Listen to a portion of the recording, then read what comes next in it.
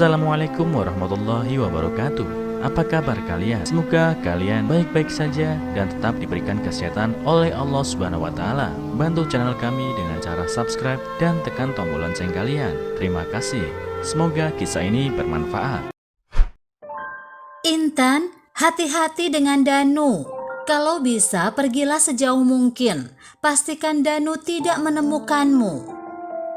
Perkataan Bude Darsi tadi pagi terus terngiang, mau tidak mau mengganggu pikiranku. Kenapa Bude Darsi mengatakan itu? Bagaimana bisa aku pergi menjauh dari Mas Danu, sementara aku baru saja melangsungkan akad nikah tadi pagi dengannya? Bukankah Bude Darsi saudara Mas Danu? Kenapa justru menyuruhku meninggalkan ponakannya? Aku dan Mas Danu adalah sepasang suami istri sejak beberapa jam yang lalu. Kami melangsungkan pernikahan di panti asuhan, tempat di mana aku tinggal sejak bayi hingga kini tumbuh dewasa. Aku adalah anak yatim piatu, entah siapa ayah dan ibuku. Kata ibu panti, beliau menemukan aku di depan pintu panti asuhan 37 tahun yang lalu, saat tengah malam dan tanpa identitas apapun. Kemudian aku dirawat dan diberi nama Intan Purnama oleh ibu panti. Intan artinya kuat, sedangkan nama Purnama diberikan karena saat itu bulan sedang purnama. Kata ibu panti, beliau memberikan nama itu karena berharap kelak aku akan menjadi seorang wanita yang kuat dan dapat memberikan manfaat untuk orang-orang di sekitar, laksana bulan purnama yang memancarkan cahaya untuk seluruh alam raya. Menikah dengan Mas Danu adalah sebuah keberuntungan buatku. Bagaimana tidak, aku hanyalah anak panti asuhan. Selama hidupku tidak ada satupun laki-laki yang mau mendekatiku. Sebenarnya wajahku tidak buruk, bahkan banyak yang mengatakan jika aku sangat manis ketika tersenyum. Tapi entahlah, mungkin mereka berpikir ulang saat mengetahui bahwa aku adalah anak yang tidak jelas asal-usulnya. Itulah sebabnya hingga berusia 37 tahun aku belum juga menikah. Dek, kok melamun? Mas Danu membuyarkan lamunanku. Saat ini kami sedang dalam perjalanan menuju rumahnya. Setelah akad nikah tadi pagi, Mas Danu meminta izin ibu panti untuk memboyongku ke rumahnya. Mas, tidak. Aku kaget, juga sedikit gugup, bingung harus menjawab apa. Sejujurnya, aku masih sangat canggung berada di dekat Mas Danu. Apalagi kami baru bertemu 3 kali sebelumnya. Pertama saat Mas Danu mengajak aku berkenalan di depan panti asuhan. Kedua saat dia melamar ke ibu panti. Dan yang ketiga hari ini saat kami melangsungkan pernikahan. Ada apa hayo? Kamu lucu kalau gugup begitu. Mas Danu menyentil hidungku yang tentu saja membuat aku semakin malu. Entah semerah apa pipiku saat itu. Sebentar lagi kita masuk ke perkampungan. Kampung ini memiliki warga yang sangat ramah. Makanya Mas dengan mantap membeli rumah di kampung ini. Semoga nanti kamu suka dan betah juga ya. Mas Danu melanjutkan ucapannya. Amin, iya Mas. Bersyukur memiliki suami Mas Danu, rasanya seperti mimpi. Tidak ada yang kurang dari Mas Danu. Dia ramah, supel, hangat, suka tersenyum, dan terlihat begitu menyayangiku. Sebelumnya aku sempat ragu saat mengetahui bahwa status Mas Danu adalah duda 6 kali, dengan ke-6 istri sebelumnya meninggal dunia semua. Memang terasa aneh, tapi bukankah itu semua bukan kehendak Mas Danu? Melihat sikap Mas Danu yang demikian baik dan cinta yang kurasakan begitu tulus darinya, membuat rasa ragu itu memudar, hingga akhirnya aku mantap menerima lamaran darinya. Kita sudah masuk perkampungan, Dek, Mas Danu berkata sambil terus melajukan mobilnya secara perlahan. Kulihat di kanan kiri jalan tampak rumah penduduk berjejer dengan jarak yang tidak dekat tapi juga tidak terlalu jauh. Hampir semua rumah memiliki halaman yang luas. Pepohonan masih banyak dan tumbuh dengan rindang. Sudah sekitar 4 pohon beringin besar yang kami lewati. Memang membuat suasana kampung ini terkesan sedikit mistis.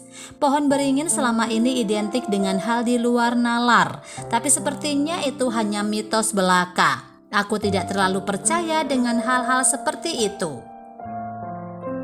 Di sepanjang jalan yang kulewati tampak segerombolan ibu-ibu yang sedang menjemur padi. Mereka menunggu padi sambil saling mengobrol, tampak begitu rukun. Tidak jauh dari mereka, beberapa anak laki-laki sedang bermain kelereng. Mungkin mereka adalah anak dari ibu-ibu tadi. Suasana kampung ini terasa begitu damai. Aku jadi tidak sabar ingin mengenal warga di kampung ini. Sebagian besar warga di sini bekerja sebagai petani. Mas Danu menjelaskan tanpa aku bertanya. Sepertinya dia bisa menebak karena dari tadi aku memperhatikan ibu-ibu menjemur padi di sepanjang jalan. Di depan kulihat sebuah jembatan yang menurutku terhitung sudah sangat tua. Hanya terbuat dari kayu-kayu dan bambu yang disusun di atas sungai. Sebenarnya sedikit khawatir melihatnya. Apa jembatan itu sanggup menopang mobil kami yang cukup berat ini? Mas, apa tidak apa-apa lewat jembatan itu? Sepertinya sudah sangat tua. Aku takut jembatannya ambrol.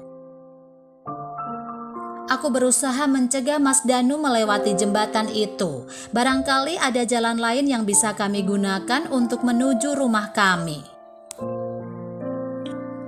Tidak apa-apa, Dek. Jembatan itu aman. Kalau kamu takut, pegangan saja pada lenganku, kata Mas Danu berusaha meyakinkan aku bahwa jembatan itu aman. Mana mungkin aku memegang tangannya, tentu aku sungkan. Lagi pula jika jembatan itu ambrol saat kami lewati, meski aku memegang tangannya tetap saja kami akan terjatuh ke sungai.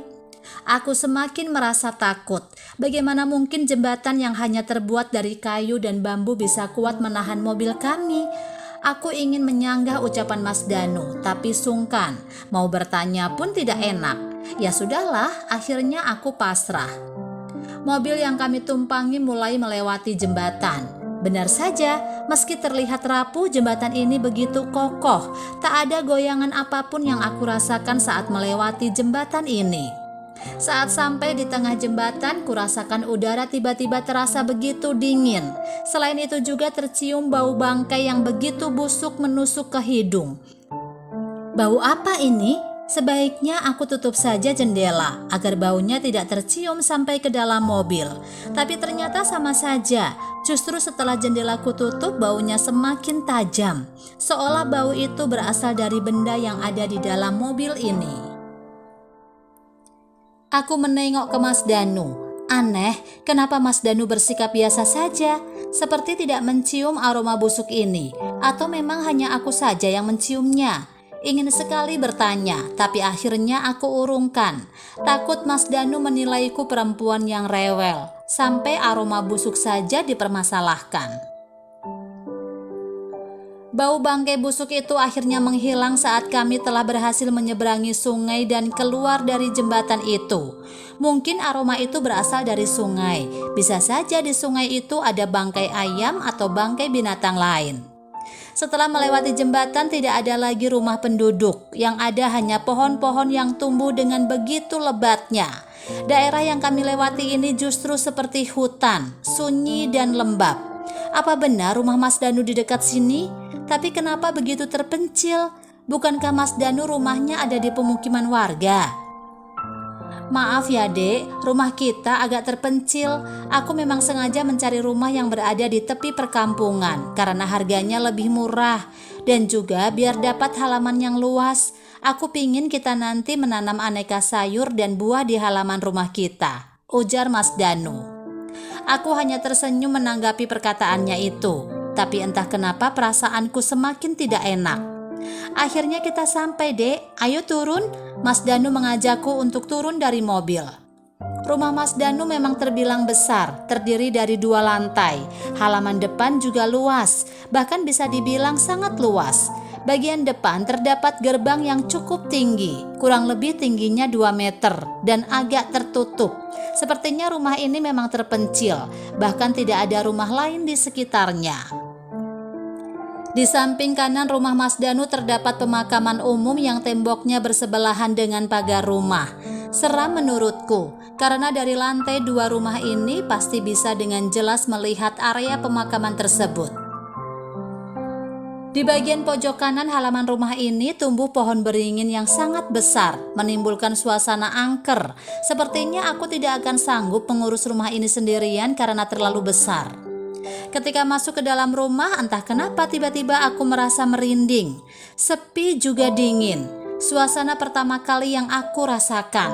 Semua perabot-perabot yang ada di rumah ini adalah perabot kuno. Sepertinya Mas Danu pecinta perabot kuno.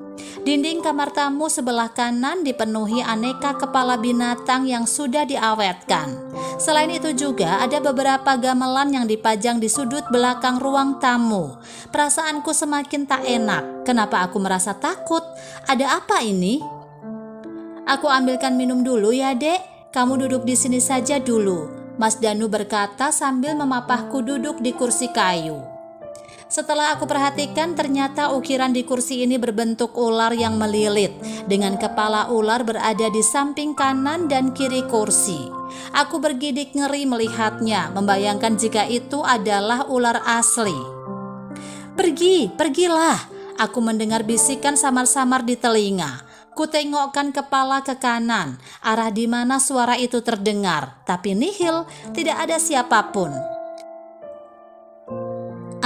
Mungkin itu hanya halusinasiku saja, karena aku masih terngiang perkataan Bude Darsi tadi pagi. Pergilah. Aku mendengar suara itu lagi, masih dari arah kanan. Suara siapa? Aku coba berdiri untuk mencari asal suara itu, tapi nihil. Aku tak menemukan siapapun. Aku berjalan dengan cepat menuju ke dalam rumah, hendak menyusul Mas Danu, tapi langkahku tertahan karena mendengar suara isak tangis seorang wanita. Aku mengedarkan pandangan ke seluruh ruangan, hingga pandanganku berhenti di tangga menuju lantai 2. Di ujung tangga berdiri seorang wanita mengenakan baju pengantin berwarna putih. Tangan kanannya membawa tali rotan berwarna coklat, rambutnya panjang terurai. Ku coba perhatikan lebih dekat, namun wajahnya tidak bisa kulihat karena dia menunduk. Pengantin wanita itu menangis. Suara tangisnya begitu menyedihkan hingga menyayat hati. Aku bingung harus bagaimana. Siapa dia? Kenapa ada di rumah Mas Danu? Kenapa dia menangis? Kenapa mengenakan baju pengantin? Dan anehnya, kenapa dia membawa tali rotan? Banyak pertanyaan muncul di benakku hingga akhirnya pengantin wanita itu mengangkat wajahnya. Betapa kagetnya aku saat melihat wajah pengantin wanita itu. Wajahnya sangat pucat seperti tak bernyawa. Lalu dia menatapku dengan tatapan yang mengerikan. Hantu! Aku berlari ke dalam rumah berharap bisa menemukan Mas Danu, tapi tidak juga kutemukan sosoknya yang tadi berkata akan mengambilkanku minum. Kemana suamiku? Keringat dingin keluar dari seluruh tubuhku. Aku benar-benar takut. Suara isak tangis pengantin wanita itu masih terdengar jelas, bahkan semakin mendekat. Bagaimana ini? Tiba-tiba ada sepasang tangan yang memelukku dari belakang. Rupanya pengantin itu berhasil menangkapku. Tolong aku tak sanggup. Kakiku terasa lemas, bahkan kini aku kesulitan bernafas. Dadaku terasa begitu sesak. Pandangan mataku mulai mengabur, hingga akhirnya semua menjadi gelap dan aku tidak sadarkan diri. Aku mencium aroma bunga mawar segar sangat wangi. Perlahan ku buka mata dan kudapati diriku di tempat yang belum pernah kulihat sebelumnya. Di mana aku? Kepalaku terasa sakit, seperti habis terbentur. Pelan ku pijit pelipis dengan menggunakan ibu jari dan jari telunjuk sambil berusaha bangkit. Kemudian ku perhatikan sekitar dan ternyata aku berada di sebuah kamar. Namun kamar ini sangat aneh. Tempat tidur yang saat ini kupakai penuh dengan kelopak bunga mawar yang kesemuanya berwarna merah. Mawar merah yang masih segar dan begitu harum. Ku perhatikan tubuhku dan aku baru menyadari jika saat ini mengenakan baju pengantin berwarna putih. Bagaimana bisa aku kembali mengingat-ingat apa yang terjadi hingga aku berada di kamar ini? Bukankah tadi aku berada di ruang tamu? Siapa yang telah membawaku ke kamar ini? Lalu kenapa bajuku berubah menjadi baju pengantin? Dek, kamu sudah sadar? Mas Danu bertanya sambil mendekat perlahan. Spontan aku beringsut ke belakang. Aku takut. Entah kenapa Mas Danu tampak menakutkan di pandangan mataku. Tadi kamu pingsan. Aku menemukanmu tidak sadarkan diri di ruang tamu. Kamu kenapa, Dek? Apa memang sedang tidak enak badan? Mas Danu memberondong dengan banyak pertanyaan. Dia mengelus bahuku berusaha menenangkan. Mungkin dia membaca responku yang tampak ketakutan. Tadi aku melihat hantu, Mas. Aku ceritakan apa yang tadi aku alami. Hantu? Tanya Mas Danu heran. Iya, jawabku yakin. Mas Danu malah tertawa. Hahaha, kamu ini ada-ada saja. Mana ada hantu siang-siang bolong begini? Mungkin kamu sedang kelelahan, makanya jadi berhalusinasi. Tapi tadi aku memang melihatnya, Mas. Ada hantu wanita memakai baju pengantin yang menangis di tangga sambil membawa rotan. Aku yakin tak salah lihat. Ujarku masih sangat yakin. Tiba-tiba Mas Danu berhenti tertawa. Dia seperti terkejut dengan pernyataanku barusan. Kemudian tanpa berpamitan dia berdiri dan pergi tergesa meninggalkanku. Mau kemana, Mas Danu? Kenapa tergesa-gesa sekali? Namun dia tidak menghiraukanku. Setelah mengamati sekeliling, aku dikejutkan oleh bunyi dering ponsel dari arah lemari. Dengan perasaan yang masih ketakutan, ku beranikan diri untuk mendekat ke sumber suara. Rupanya itu dering ponselku. Sepertinya Mas Danu sudah membawa semua barang-barangku ke dalam lemari. Halo Intan, kamu di mana? Bisakah kita bertemu sekarang? Ada hal penting yang ingin Bude sampaikan langsung. Sapa Bude Darsi di seberang telepon. Terdengar sangat khawatir. Aku sudah di rumah Mas Danu, Bude. Ada hal penting apa yang ingin Bude sampaikan? Tidak bisakah disampaikan sekarang? Tanyaku sedikit terkejut.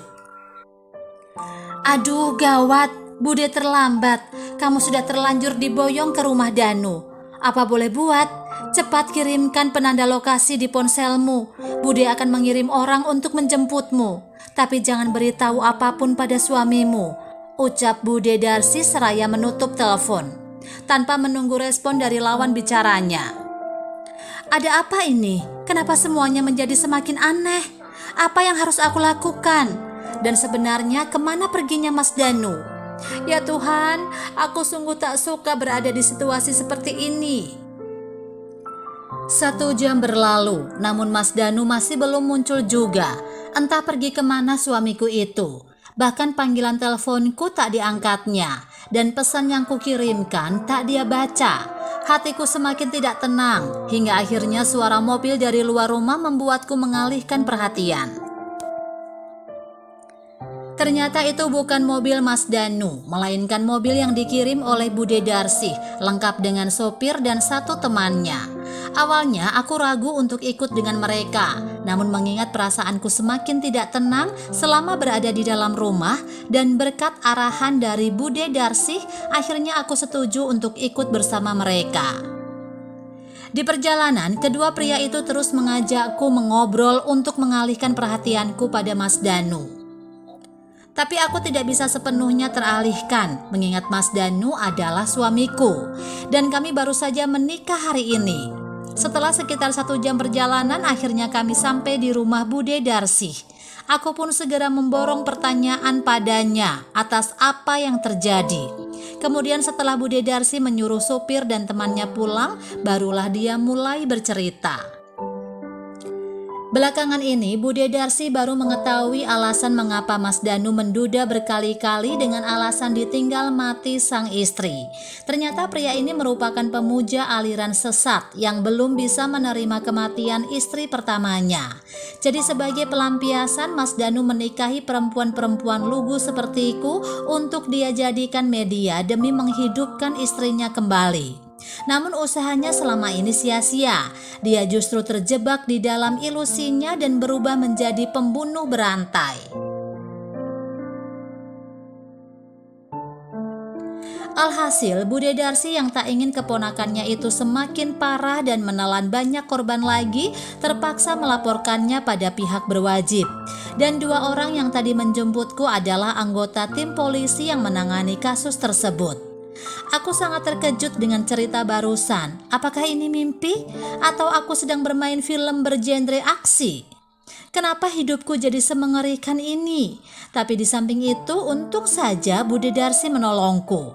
Dan jika diingat-ingat, jangan-jangan hantu yang tadi kulihat sebenarnya juga berniat menolongku dengan menyuruhku pergi dari rumah Mas Danu. Ternyata Tuhan masih sayang padaku. Aku masih bisa selamat sebelum menjadi korban Mas Danu berikutnya. Dari kisah ini kita bisa belajar dari Danu bahwa tidak baik mencintai secara berlebihan, karena semua yang ada di dunia ini hanyalah titipan, sekalipun itu pasangan hidupmu. Cepat atau lambat Tuhan akan memanggilnya kembali ke sisinya. Sebaiknya ikhlaskan saja apa yang sudah seharusnya diikhlaskan. Memang tidak mudah, tapi cepat atau lambat pasti akan terbiasa. Bagaimana menurut kalian? Tulis pendapat kalian di kolom komentar ya. Wassalamualaikum warahmatullahi wabarakatuh.